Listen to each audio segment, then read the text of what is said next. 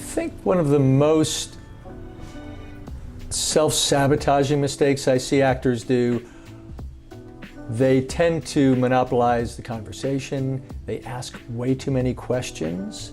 They overstay their welcome in the room. And a good audition can turn south pretty quickly once the audition is over and there's too much chit-chat that's unnecessarily generated by the actor at the beginning or at the end of an audition.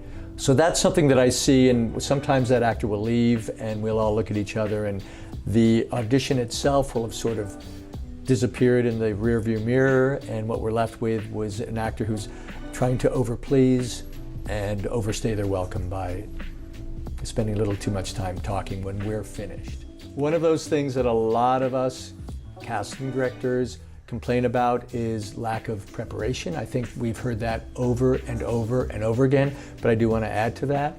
I think actors can also suffer from too much preparation. Where actors, they're both equally important and they both equally happen all the time. I was guilty of it as an actor myself. I would be great instinctively on a pre-read. I'd come in, I'd feel really good about it, and then I would get a call back, and then I would overthink it. And I would overwork it. And we're talking as little as maybe 5 lines. And I would come in, and what was once organic is now GMO. It's just artificial. So you have to be careful also that not only lack of preparation, and we can see that, but we can also see when an actor is too locked in. And they over-prepare to the point where everything is set in stone for them because they're so invested in that callback, rather than leave a little bit of wiggle room.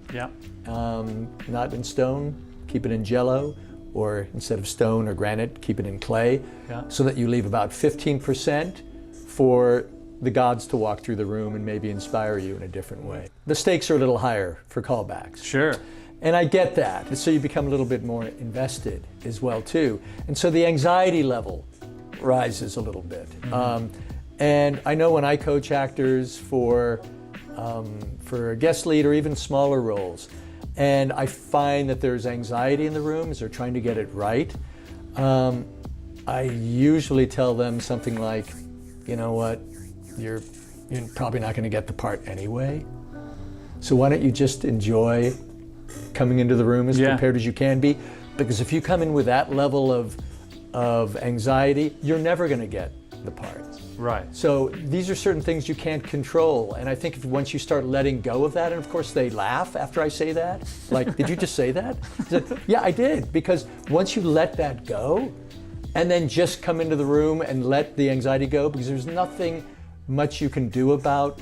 There's not much of that anxiety you can control. When you let it go, then you're able to let the scene breathe a little bit more.